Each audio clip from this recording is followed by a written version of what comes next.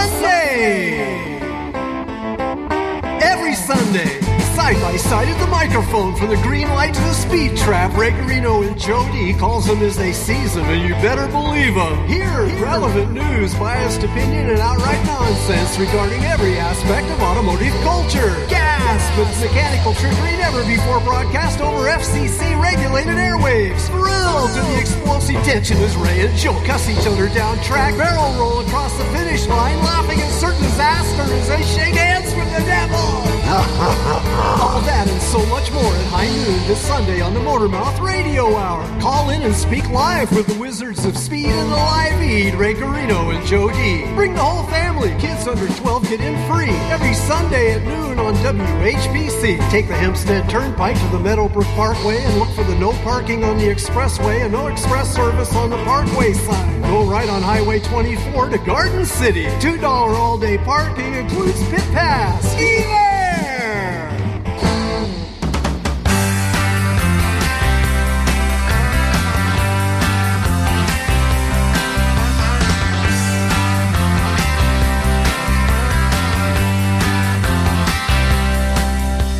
All right, here we are singing another love song on Sunday on Motormouth Radio, Long Island's only automotive radio talk show. Joe? Yeah, I was singing love songs to my painkillers this morning because it sucks getting old. You and I both, my friend. You and I both. I have to say, I am your host. Radio. Okay. Actually, somebody was calling me Radio Ray. I forget who it was, but no, Ray Guarino. You go by many names. Professor Ray, Radio Ray. Achy Ray. Breaky Ray. Right. With his co-host, Wingman, and compadre Joe D. in the only place you can go where tomorrow is yesterday. Tomorrow is... have you been working with the time machine again? Season 1, Episode 19, yes. But that's another story. Yes, that's for another day. Yes, Motormouth Radio, give us a call, 516-572-7440. Check us out on motormouthradio.com, Performance Motorsports Network, or iHeartRadio. Or just listen out the window. Or listen out the window, like most of our fine folks do, yeah. Right. So what do we got? We have a guest today. I think he was saying before in the green room. We will. It's the beige room. They should paint it. We will have Mr. Ryan Brutt, our friend from Hot Rod Magazine. He's the auto archaeologist. He's going to call in today, and he's at an event somewhere. And this is one of those times, Joe, where what happened was I lined this up weeks ago, and apparently I didn't make a note to tell myself like where he's going to be. So I don't have that information in front of me because I was a little remiss, but Ryan will fill us in. It'll be someplace with cars, I guess. He should know where he is. In other words, the obscure pet show stuff or the obscure cooking show stuff has not kicked in just yet. No. Good.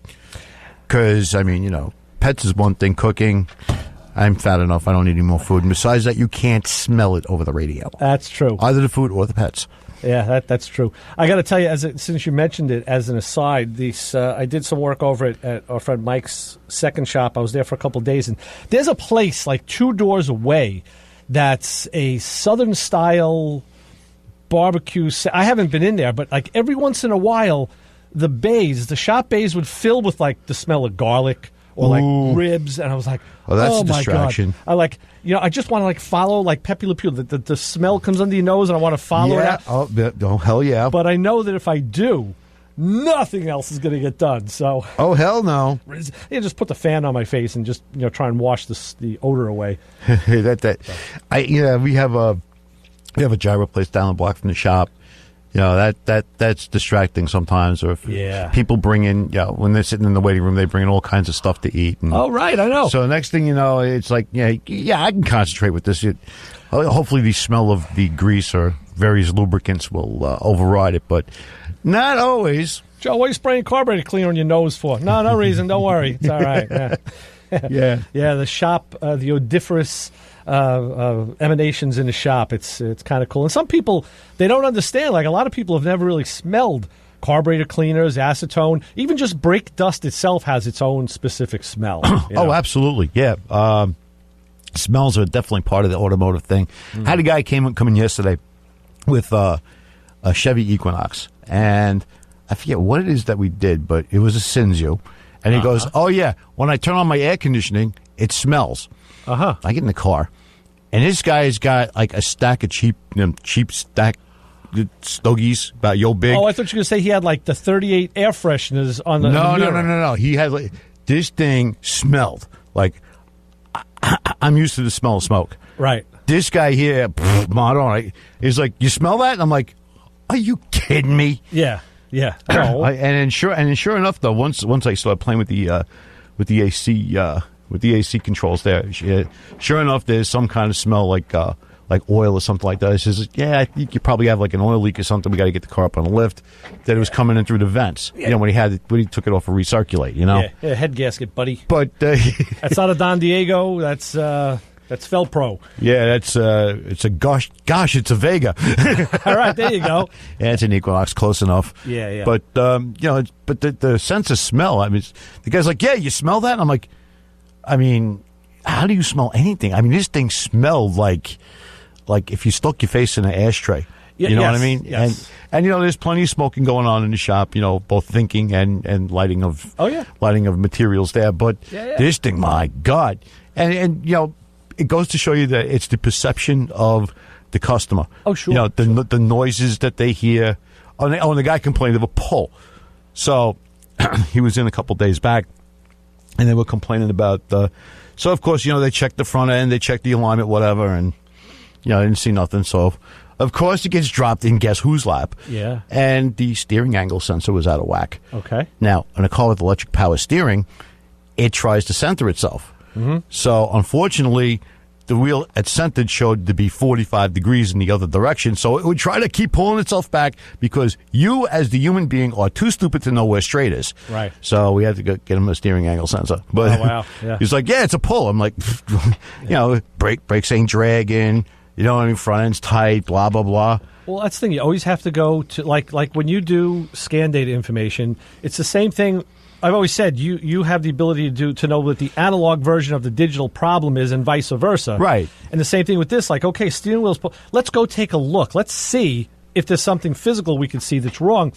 From the clouds, it just dropped in. Tori just dropped in with, he likes, of course, to smell a 98 like I've always had in my hair. Smells like victory. When I had longer hair, and it would just like mat down. Yeah, I always said that 90 weight on your clothes or hair, and when you crack a 60s or 70s era, for me it was always the Chevy small block or the big block. When you crack those main caps and you got that certain... That smell, the varnished, You can't describe it, but if you've ever smelled it and you ever smell it again, you'll know exactly what it was. Absolutely, yeah. I mean, there's certain things that just stick with you forever. They just get into you.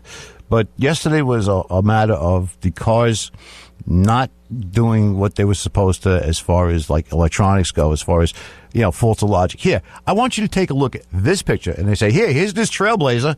Right. It's stuck in second gear. What's wrong with that picture? Stuck and it's what does that say? Is that 4-wheel drive? Yeah. It's in 4-wheel low. It's in 4-wheel low. Yeah.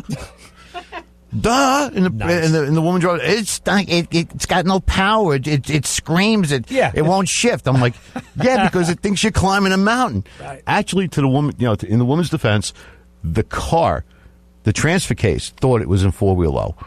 Actually, but even though we would turn the knob, it would just stay there because the motor decided to lock. Oh, okay. But they're already pricing out a tranny for this thing, and I'm like, but dude, look at the friggin' buttons.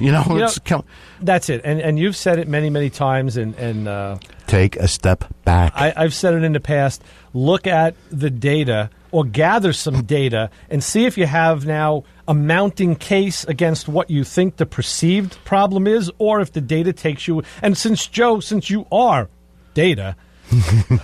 You're the right guy to ask.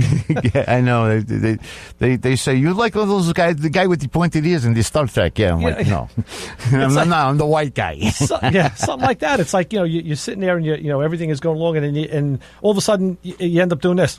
Yes, you kind of. Everybody on the bridge just goes to the left or goes to the right. You have to figure stuff out. I mean, I believe they also call it in the medical profession differential diagnosis, which has absolutely nothing to do with axles or gears.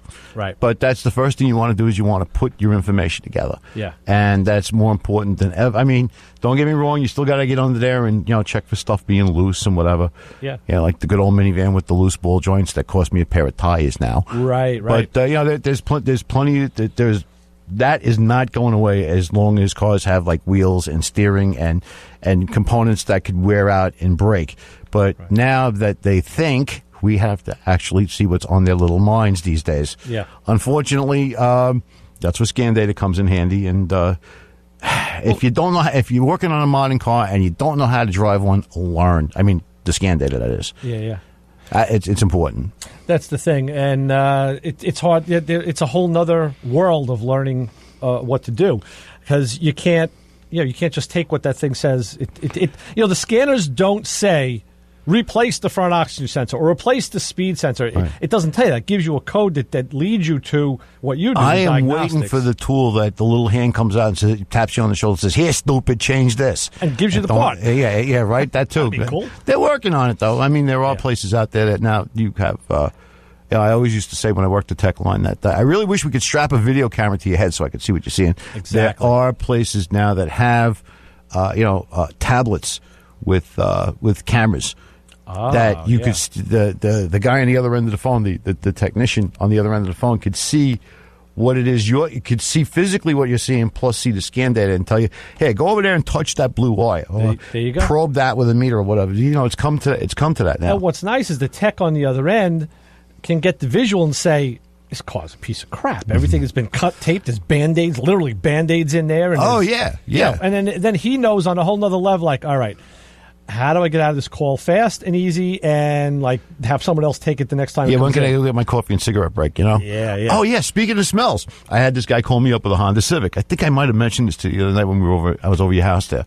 Man, this thing runs like a piece of crap, and it's got no codes, and we started talking about it, and it's running rich as sin, and meanwhile, the O2 sensors are showing that the car's running lean. And I'm like, well, let's disconnect before you go out and spend a couple $100 on O2s, because this had the air fuel ratio sensors, which are about $300 a piece. Car did the same thing. Now I'm doing this on the phone because it was just a matter of logistically it was impossible for me to get to him. And he goes, no, it's blowing smoke and this and that. And he pulled the plugs out, and the plugs were black. And finally, I says, like, do me a favor, look at the gas gauge. Mm-hmm. He goes, yeah, it's about 3/4 of a tank. Mm-hmm. I says, oh, yeah? Okay. Pull the plugs out again. He goes, they're black and they're wet. I says, in this car, and I says, try to light one on fire, the wet stuff. Which in itself has got to make someone say, huh? But yeah. So he took out his little crack torch there, which he uses for lighting trunks. Yeah, he uses it on cigars. This particular guy. Okay, good. And he also does it for the shrink tube. There's a variety of things. Anyway, so it wouldn't burn. I says, and this goes back to the smell thing. I says, yeah, crack. Open it. This car was being a Honda. You could open up the fuel tank from under the back seat where the fuel pump is. I says, sniff. Didn't you ask him what color smoke it was? Oh, yeah, that's right. I says, is it really black smoke? He goes, no, it's kind of gray. I says, you this guy's old school. I says, if this car had a choke, all right, would you want to, undo the choke pull off? And he goes, yeah, but, and then that's when I asked about the smoke. The car was full of diesel. Yep.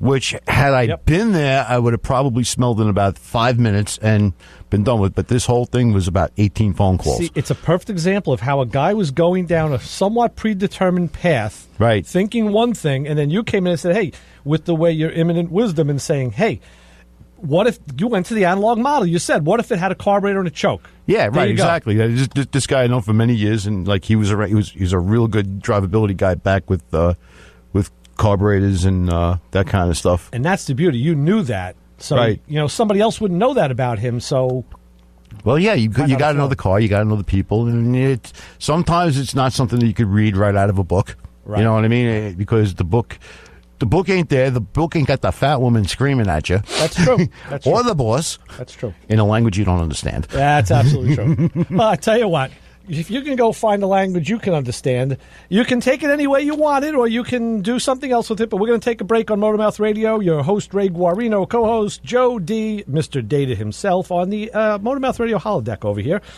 And when we come back, give us a call at 516-572. Whatever you do, don't say end the program. Oh, no, not that. No, 516-572-7440. Dig this. We'll be right back.